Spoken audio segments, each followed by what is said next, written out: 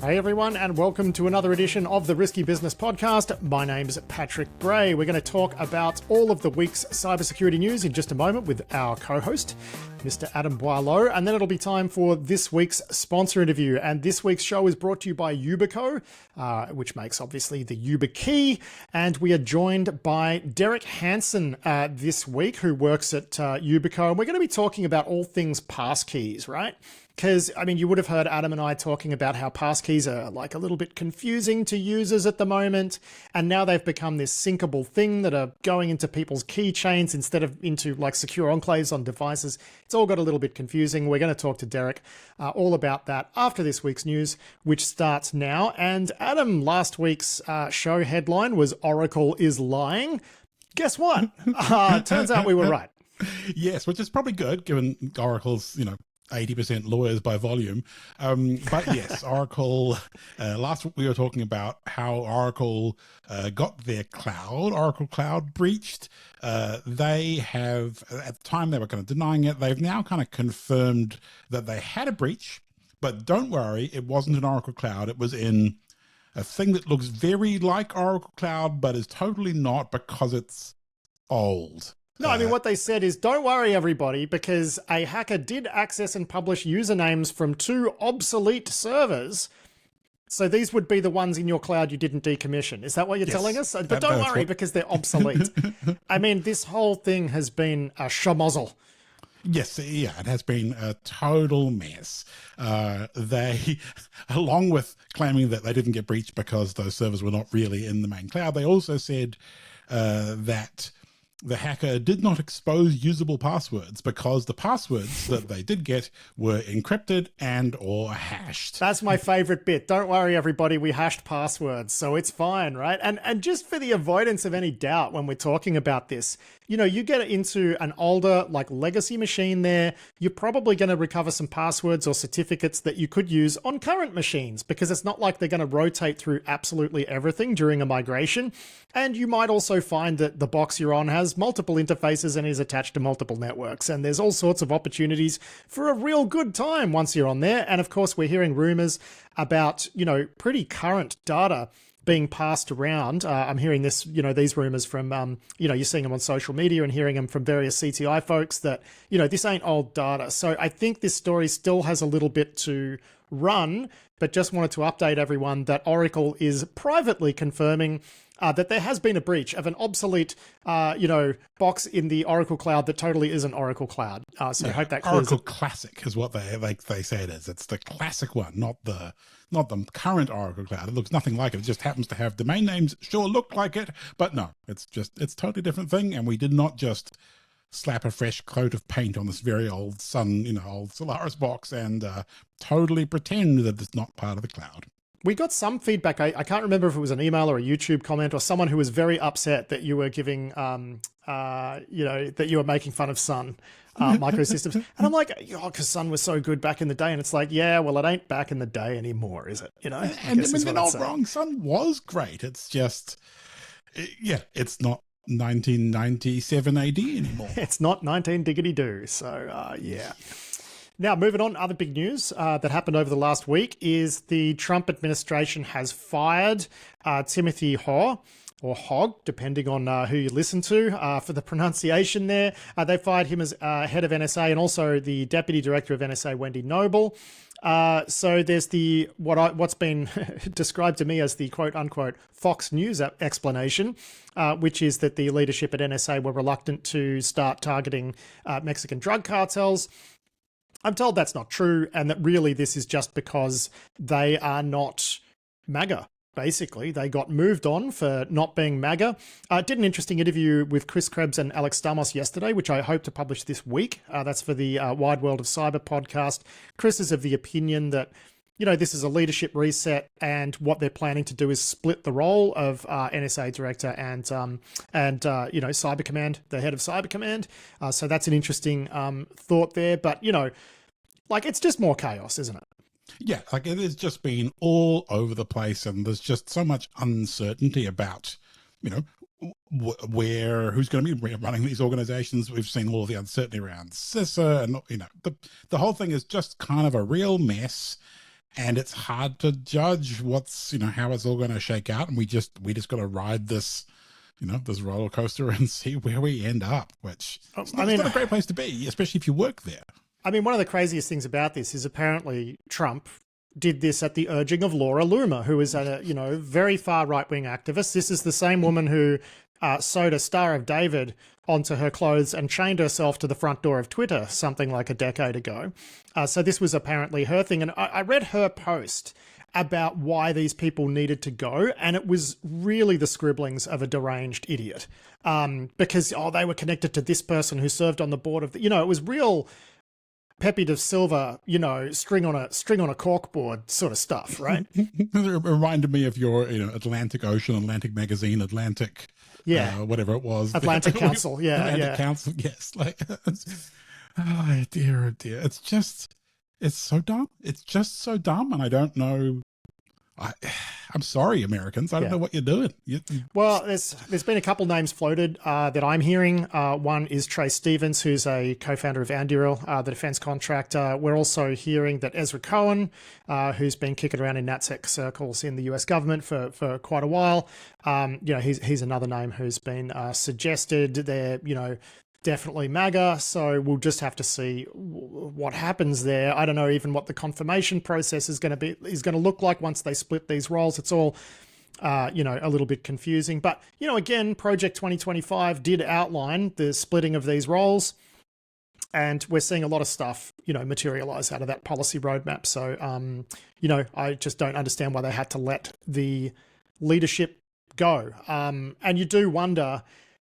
Yeah, you do wonder what the future direction of NSA will look like under very, hyper-partisan leadership. Let's just put it like that. There's also been a clean out at the National Security Council, a bunch of staff let go. Again, I believe this is at the urging of Laura Loomer. Yeah, no, it's pretty nutty stuff, kind of having someone with, as you say, like deranged rantings, deranged ramblings, whatever it was, kind of changing up such important parts of the leadership structure. Like I don't know where we're going to head with that. Like, it's just nutty. Yeah. I mean, look, there's plenty of people in the United States who don't feel free to express their feelings about the government there at the moment, which is a very strange place to be. I mean, people in industry are scared that if they speak up against a lot of the things that the administration is doing, that all of a sudden their government contracts will go away. They might get audited by the IRS, and also have mobs of, modern day brown shirts, sicked onto them. And this is a thing that's happening. Believe me, this is a thing that's happening. People don't feel free to speak, but I think we can say from the safety of, here in Australia that, this is not good, and is not well thought through. And just things over there just seem to be spinning out a little bit, especially with all of this trade stuff. But look, staying with, intelligence community and sort of cybersecurity related cuts and changes, Trump is apparently going to cut something like 1,300 jobs at CISA. There is some reporting that this is going to affect the threat hunt mission at CISA. I think that's a poor place to cut, if I'm honest. People might think NSA does this sort of stuff, but they only do that on government, on defense networks and on defense industrial base networks. They don't do this sort of work for the civilian government. That is CISA's remit. And do you want to lose visibility there? That doesn't seem great. Yeah, it really doesn't seem to make much sense. And I mean, the numbers that we've been hearing are going to be like half of CISA's workforce, right? I think it's between like a third and a half, somewhere like there. Yeah, it's a significant whack. And then, of course, there's a bunch of external, contractors and people that help them out as well. And it's just really important work that they do. And, this, of all of the points in history to cut the ability to find adversaries in your environment, it just seems like a poor choice, Yeah, I mean, look, that said, there's obviously always going to be places you can cut from a government agency which aren't going to result in disaster. I mean, CISA has tried various public-private partnerships and sharing things and stuff that we've seen haven't really worked, right? So obviously there's and, that's not to cast aspersions on anyone involved in some of those programs. Some of them just haven't worked. But if the reporting that I've seen that this is going to affect threat hunting, is accurate, that is bad. And, right on cue, we've got this piece from Bloomberg here, which is talking about another intrusion at US Treasury, which apparently happened in 2023, but has just been identified. This was the Silk Typhoon or whatever, a Chinese group had got into, the Office of the Comptroller of the Currency at Treasury, and observed the email, spied on the email of about 100 staff. Yeah, this is exactly the sort of thing that, CISA is there to cope with and deal with. And I don't know that their threat hunting teams were involved, but it's kind of the sort of thing you would imagine that they would be. And this particular campaign, so we saw the other two intrusions into bits of treasures, the CFIUS part and the OFAC, the sanctions part. It does seem like this is probably the same bit of, of China's capacity being doing this. And this one may have predated some of those based on the timeline that we've seen. So either way, kind of seems like if China is interested in being in there, that, the US ought to be interested in keeping them out. Well, yeah, that's how it normally works. But anyway. Well, we are not in normal times anymore. We are not. We got a little bit of follow-up reporting on Signalgate here too. We're not going to talk about this for very long, but it's just so funny. The mystery as to how Jeffrey Goldberg, who is the editor-in-chief or whatever his title is at The Atlantic, how he wound up in that Signal group. The Guardian thinks they've figured it out, and it is absolutely as hilarious as you would think it would be. I mean, the assumption was that someone just added the wrong Jeff, right? And Goldberg was in one of these people's, address books. Turns out that's not actually how it happened, and the real way is just, it's so much funnier. So apparently Goldberg had at some point emailed the Trump admin, to ask for comment about some particular story. That request got forwarded around by some staffers and eventually ended up in Mike Waltz's chat by virtue of a block of text being copy pasted out of Goldberg's email into a text message or something. And then it sounds like it's the, when you send messages around with iMessage, and sometimes it will be like, hey, do you want to update the contact because it's got a new picture or a new whatever else? It seems like maybe he got trapped by that, and because they copy pasted the signature block, and then it was like, do you want to update it? And he just smashed yes, presumably. And it ended up putting Goldberg's phone number into the address book entry for this, kind of other staffer that had forwarded the message, which, I mean, I can kind of imagine falling for that. Like, it's not. But again, let's just go back to our mantra on this, which is that this is why you don't use civilian systems for these sorts of things.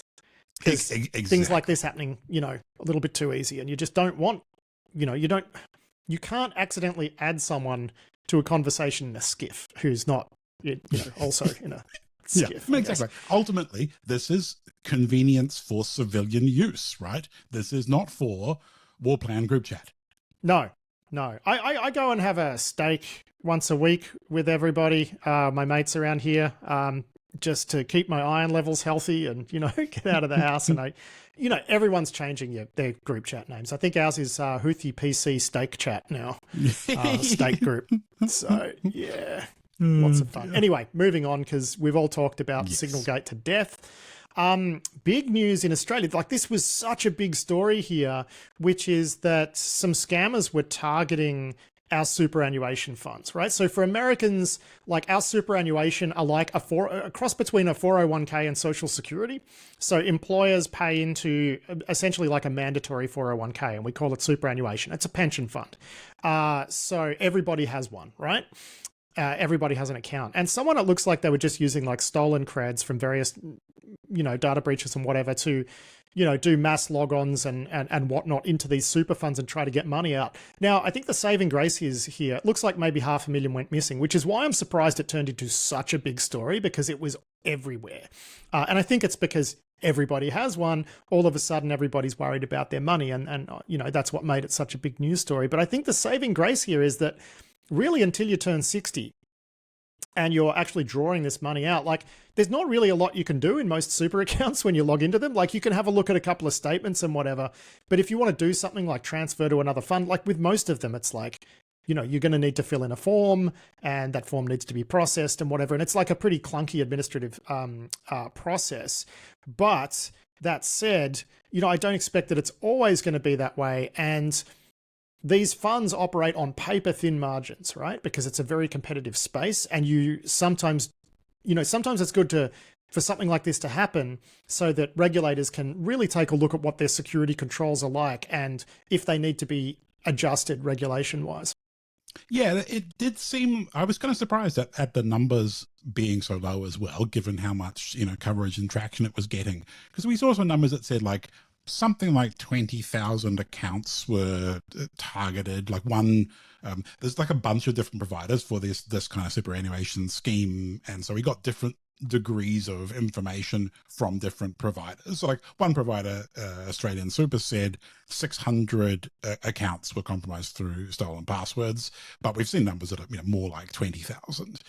But as you say, the fact that we only saw $500,000 actually managed to be moved out suggests that there isn't a great path to rapidly monetizing this because, as you said, of the kind of the friction involved in doing something with this money. But it does seem like the superannuation industry in Australia, we've seen some industry bodies and stuff come out and say, hey, remind all their member companies to, kind of improve the quality of the controls. So I think maybe this is a pretty good wake-up call, and hopefully the 4 or 5 people or whatever that had actual significant money taken, will get reimbursed by the funds, or they'll find some way to claw it back. But yeah, it's just it's a good reminder, because a service that you don't use very often or access very frequently, plus potentially an older user base, are a pretty ripe target. Yeah. I mean, just to put things into context here, the total amount of funds in Australian superannuation schemes is 4.2 trillion Australian dollars, which is what, I don't know, about 2.5 trillion US dollars, right? It is a lot of money. It is an incredible target. Everybody's got one. And I think that's probably why this made such big news. And also we saw, a similar story, I guess, here from this one's covered by James Reddick at The Record, which is that the Australian corporate regulator has deregistered 95 companies that were spun up by the looks of things to make various scams, like pig butchering scams, look legit. So it sort of concerns me when we're starting to see sort of organized crime attempts to start playing around with our financial system a little bit, like we've seen it happen to the IRS. We see this sort of stuff hit other countries, and I just hope this isn't the start of something here, Yeah, well, I mean, hopefully the Australian government's, kind of move towards a little hound release on occasion, just to remind people that Australia is not such a soft and easy target. Now, maybe there's some deterrent factor in that. I don't know. That's interesting, actually, because when Albanese was asked about this, let me just find the quote. When Anthony Albanese, our Prime Minister, was asked about this, he said he'd been informed about the attack and said, we will respond in time. We're considering what's had occurred, but bear in mind the context here. This is an attack, a cyber attack in Australia about every 6 minutes. This is a regular issue. We have beefed up funding for the Australian Signals Directorate. We will have a considered response to it. But the agencies, of course, will work very strongly on it. So, there you have an example of the leader of a country saying, well, we're going to kick this to ASD and figure out what they want to do, right? Which is just, this is such a positive development in policy in the last sort of 5 years, right? Because this was unthinkable 10 years ago, that ASD or NSA or, Cyber Command or GCHQ or GCSB, and the Canadian one, that's always my joke, the Canadian one that I always forget. Yeah, so the idea that they would be sort of emboldened to, empowered, to do anything about cybercrime, like that was unthinkable 10 years ago. And now, the Prime Minister comes out, first thing they say is, well, I guess we'll respond to this with ASD. Yeah, I mean, and I guess that's what other options have you got? Because we tried a bunch of other stuff. We tried multilateral, kind of law enforcement. We tried all sorts of international consensus and norms and whatever else. And where did that get us? Not particularly far. So, but they're having a lot of fun with the RMRF shark, yes, as it turns out, as we've discovered through various bits of reporting. Now, speaking of drama in the criminal underground, man, there's a series of stories this week. Like, all hell is breaking loose among ransomware crews. There's this group called, what are they called? Dark something? What are they called? Yeah, Dragon Force. Dragon Force have owned and defaced like Ransom Hub, Momona, and Blacklock. Now we're seeing the Everest ransomware group's darknet site is offline and has been defaced. Alexander Martin has that report. We've also seen, and we're not sure, I'm not entirely sure if that's Dragon Force as well. And then we've seen the threat actor behind the Blackbuster leaks take down Medialand, which is a major bulletproof hosting provider, and they have just laid out all of that data. So there's all the customer records, all of the data they were hosting, just bang, dump it on the internet. The CTI people I know, they're wetting their little pants over this because it is the most exciting data drop they've had in ages. And they're, they spend a lot of time just figuring out who's who. And this is a gold mine. So, obviously it looks like some of this is, red on red. But you got to wonder about some of it too. Like I don't know what's happening here. I don't have any information to suggest that there's, any intelligence action here, but I really hope there is, especially on the bulletproof host. Yeah, because we did see that Australian government takedown of another bulletproof hosting provider in Siberia, wherever it was. We covered that a few weeks ago. And like just dumping all of the business records and, who's paying for what with what cryptocurrency, with, what other payment mechanisms, like that's all super useful data for clustering together, some of these actors and their activity. And then also, correlating bulletproof hosted services with who was paying for them, how they're being used, all those. Like it's just a wonderful goldmine. And I'm very sure that all the threat intel people are super excited about it. And, even if it is just infighting, like normal kind of organic infighting, as opposed to being, provoked or whatever else, like we love to see it. The Everest ransomware group one that you mentioned, so that one wasn't Dragon Force, but the people who defaced their site defaced it with don't do crime is bad, hugs and kisses from Prague, which there was a conference happening at the same time, wasn't there? There was a security event happening at the same time. Maybe there was. I don't know, it's kind of hard to keep track of because like all this is also dark websites, and understanding the authenticity of these things requires a whole bunch of other, like, am I looking at the real one? Was this the one last week? Is it the same one? Is it like, threat intel people, are such a, crazy bunch when you, have to go out and have a beer with them and they're all like, crazy eyed and this is their life, tracking all this kind of underground madness. But, it just feels like IRC scene wars from the 90s, which I know is an analogy we've used a lot of times. And, we just love to see it. Like chaos in these communities is just good. Yeah, now I'm not exactly sure precisely what data, like what hosted data. I think I saw some reporting somewhere that hosted data was also exposed, but I'm not sure how that was exposed. I know there was a Telegram channel, and according to this, post on X I'm looking at, the leak was published exposing Medialand's backend system, so maybe that's how people were able to access data that was being hosted by their customers. So you would think if it is exposing things like data stolen from companies around the world, exposing that sort of information, I don't think is something that an intelligence agency, a Western intelligence agency or a Five Eyes agency would do. So, your options here are it's a CTI person just going rogue and having a good time. It's crime on crime. Yes, exactly. It's crime on crime, or possibly it's, some operator in a government building with no windows. Yeah. Or second order effects from any of those things, like, law enforcement or intel, jumping creds and then somebody else jumping on and, kind of pulling the thread and turning it into a bigger thing. Like there's just so many ways this can go down, and they're all ultimately all bad for the underground crime groups. So yeah, I'm here for it. Yeah. It's fun. Now, look, last week we actually cut this from the run sheet, which is there was reports of exploitation in a piece of software called CrushFTP. And, CrushFTP has been around since, the Jurassic era, and you just sort of think, well, who cares? But it turns out that CrushFTP is what has sort of evolved.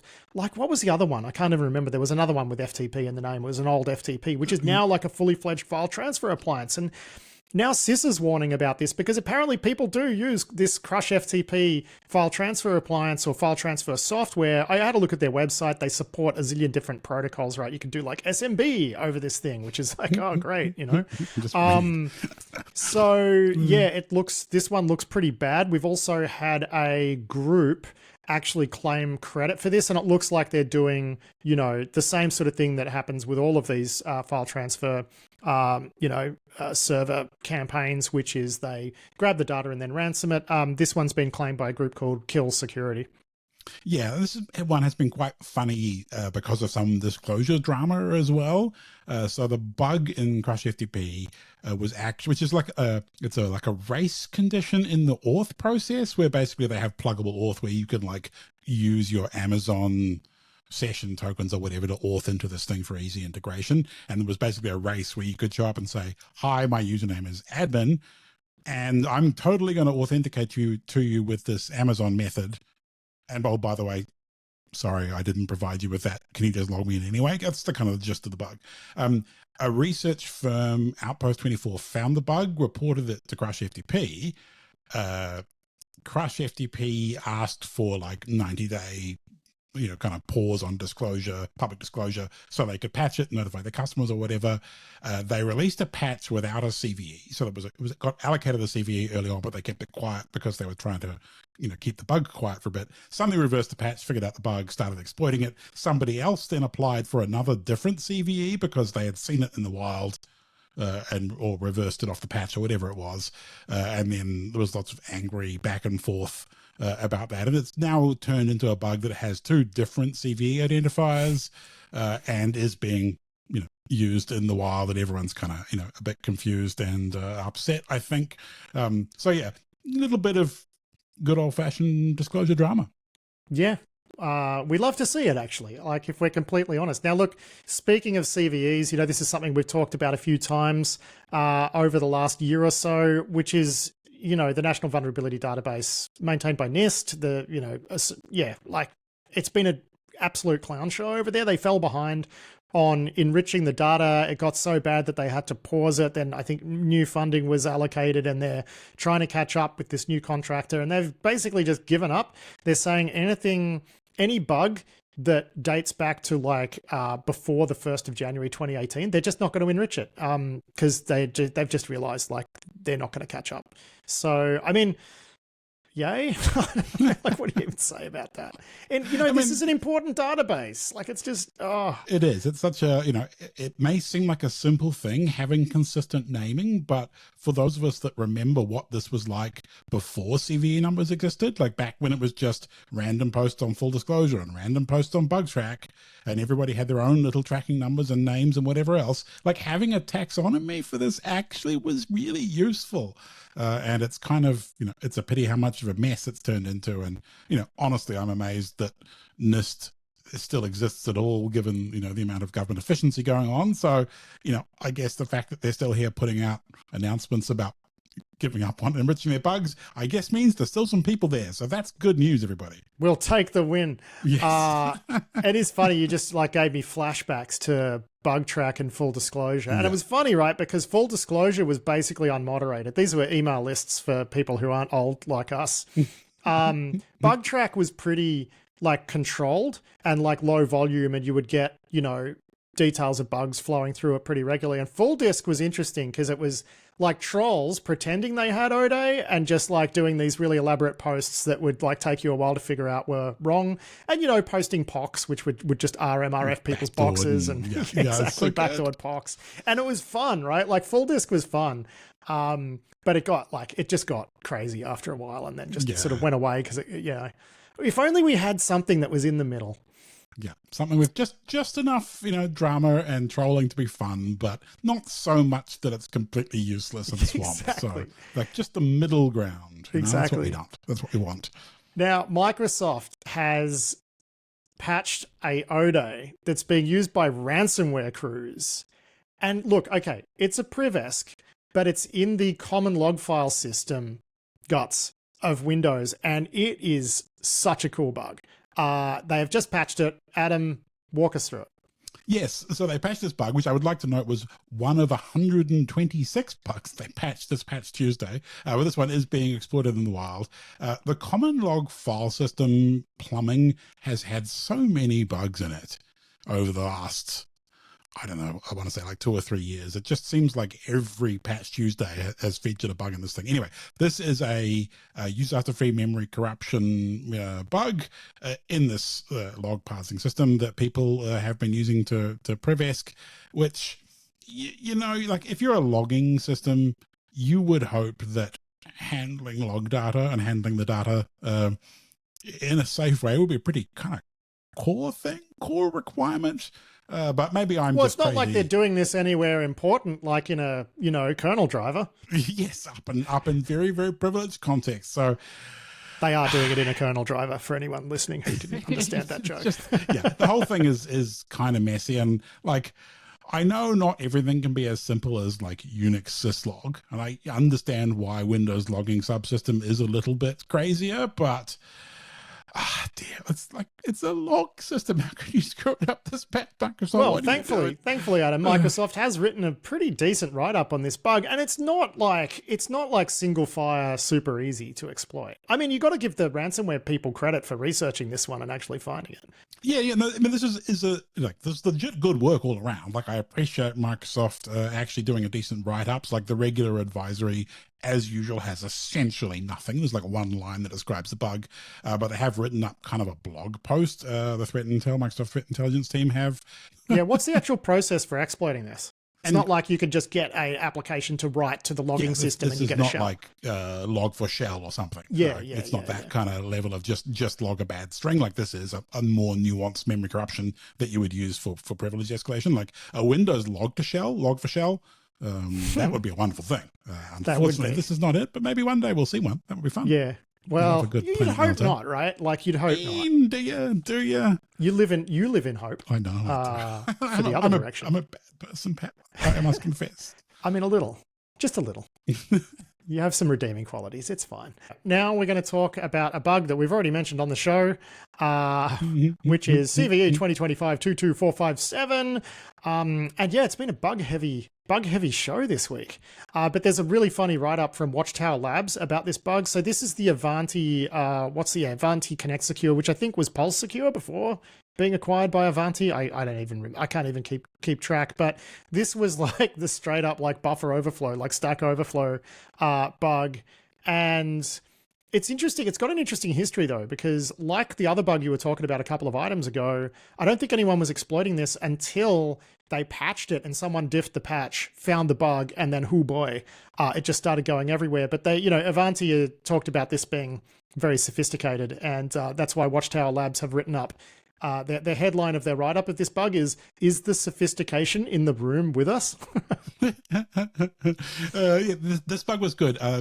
So this is a stack buffer overflow in parsing the X forwarded for header, which is a HTTP header that you use to record when requests are going through proxies, and they have a thing that parses the IP addresses, the numbers out of that X forwarded for header. Now, originally when Ivanti found and fixed this bug, they put out a security update that said like this was very unlikely to be exploited, and part of the rationale for that was filtering in the parsing meant that you only had like 0 through 9 and dot, so like valid IPv4 characters, and that they did not think anyone was going to be able to exploit it with that. So they rated it quite lowly, quite a low, gave it a low rating, shipped the thing, and then somebody figured it out, presumably reversed the patch, or they had it in the wild, and found some way to exploit it. And I have not yet seen an example of what that exploit looks like, but everyone agrees that this is being exploited in the wild, and some attackers figured out how to, turn this into an actual usable bug primitive despite those restrictions. So that's always a great time. And yeah, now Ivanti have to admit that actually this is a straight up, pre-auth remote code exec. So maybe not so much of the very low, very, low impact variety that they originally reported it. So that's great fun.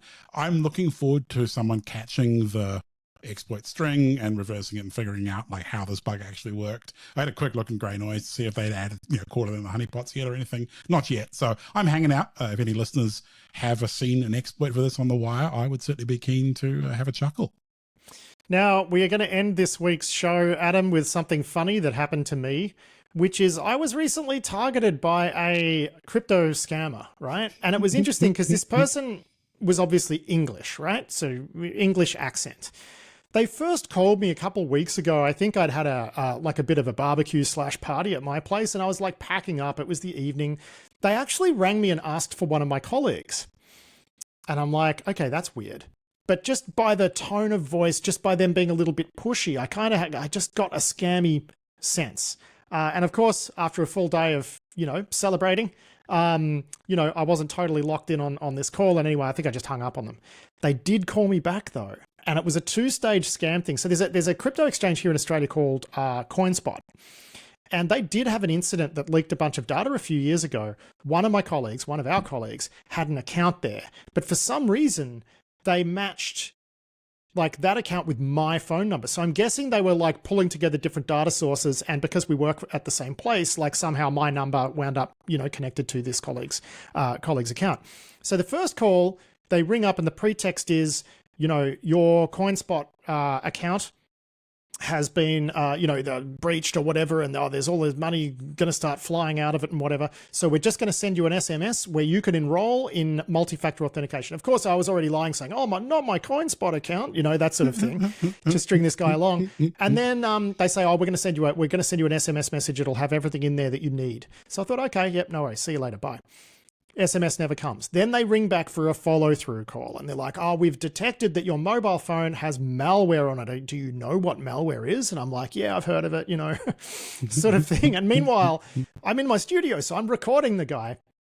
And I just want to see where the scam's going. And eventually, of course, he spells out a URL. It was like, 77325 6-coinspot.com or whatever, right? So it's going to take me to a phishing site.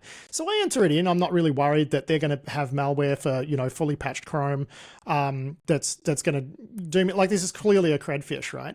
So I type in the URL. And unfortunately, it doesn't actually bring up a page because their phishing page had already been squashed. And that's when I decided to tell the guy that I was going to make him famous. So here's a clip of that audio now. You can load up.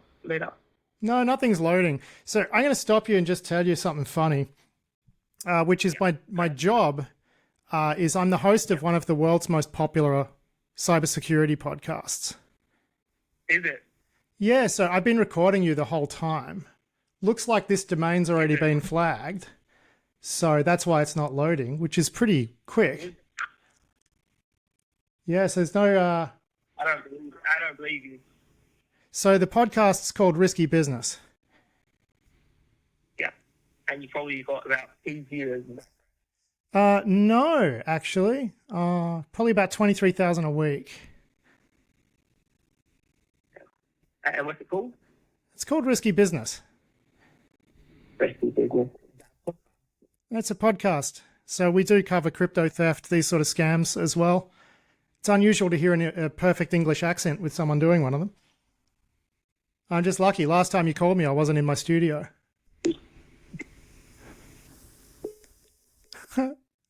Oh, what a shame. Oh, dear.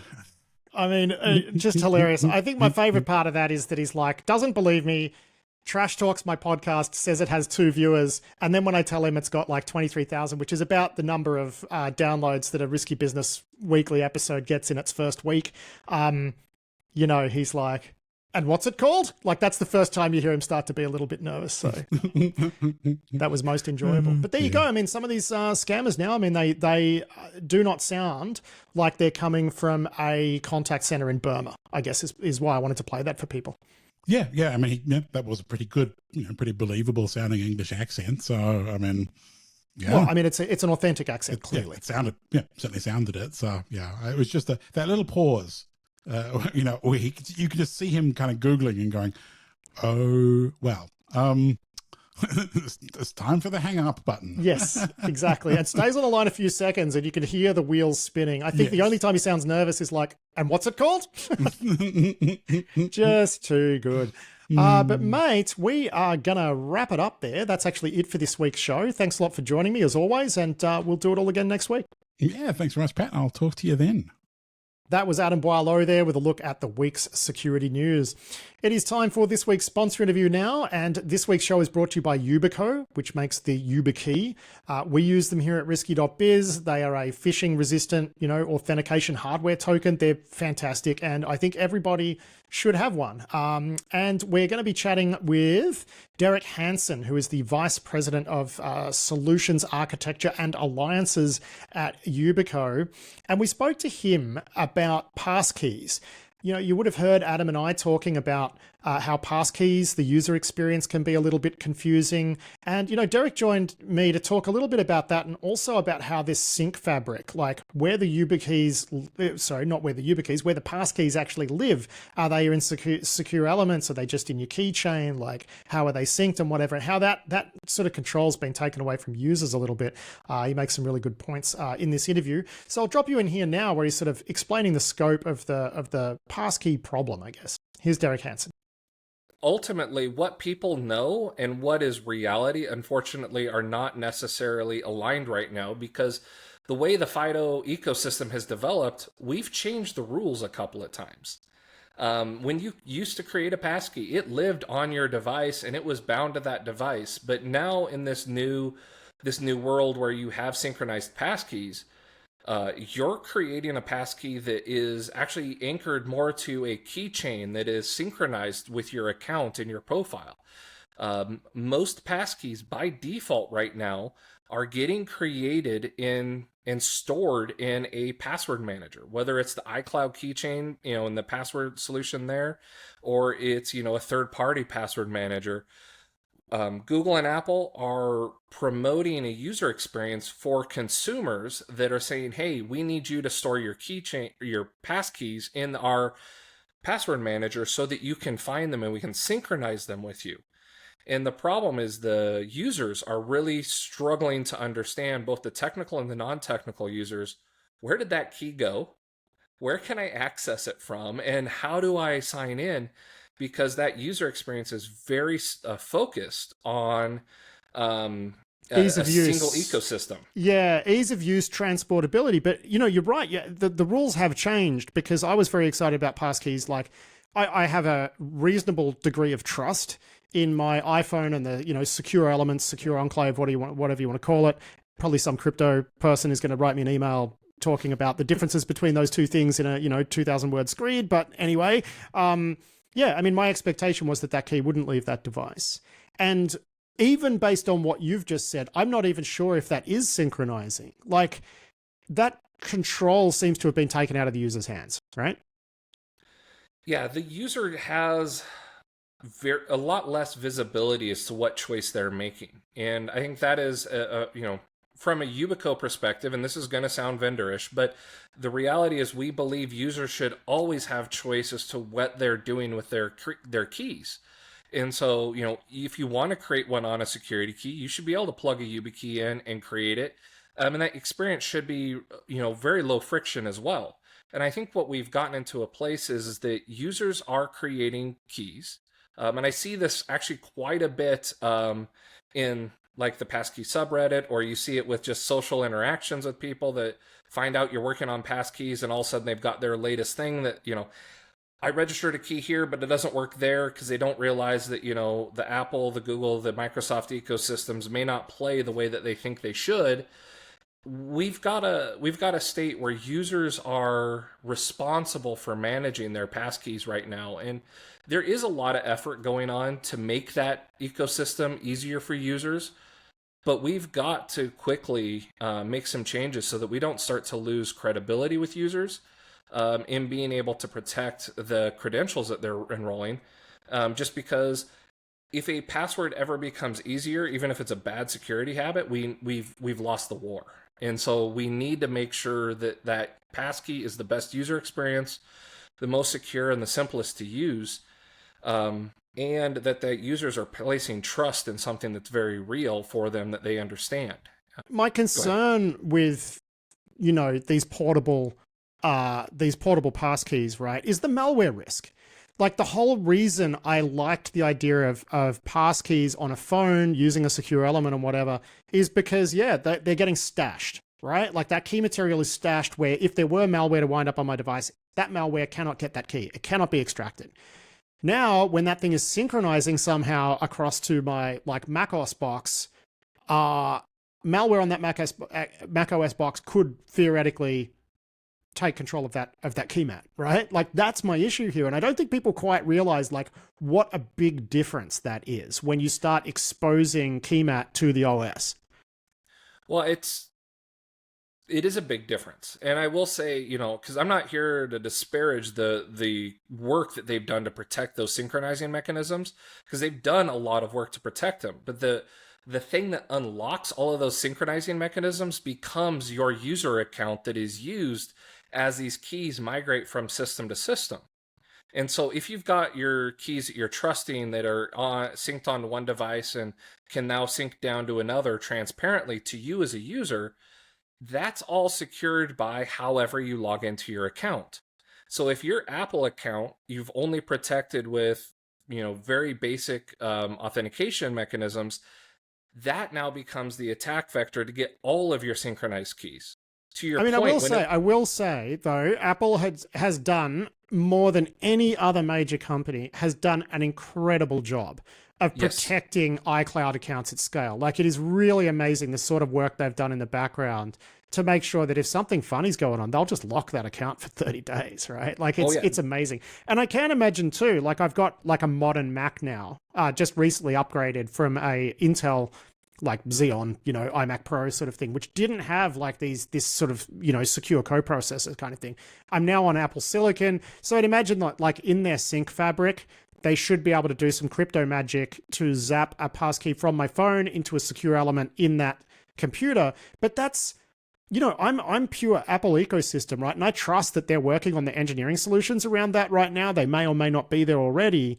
But then I'm also a Chrome user and other people use Windows. And then the Windows runs on a really fragmented hardware ecosystem. And I can't imagine that most passkeys are going to be created are going to have Apple's team of, you know, incredible brainiac engineers working out how to solve this problem, because it can't really be approached in the same way. So yeah, this whole idea of like syncable passkeys, I think it's a matter of time before we see sort of perhaps keymat being obtained by malware, most likely in the Windows ecosystem.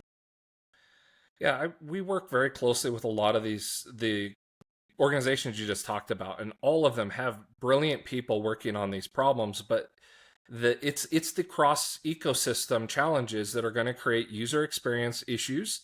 And as we try to make user experience better, that's where I think we're going to potentially run into scenarios where synchronized passkeys, those ones that are copied from device to device, are going to be trusted at a different level from the ones that are created in a device that never leave a device. And so I think you'll even see that in some of the guidance that like US NIST has put out around synchronized passkeys, where the idea of passkeys is, yeah, you'll prevent phishing, but now the entire conversation gets focused on what are you doing to manage that private key material? Yeah. If it's copied, and I mean, here's the thing, right? I trust the secure processor on my iPhone more than I trust Windows DP API, right? Like that's really what it comes down to. Exactly. And I think organizations need to be able to make that trust decision.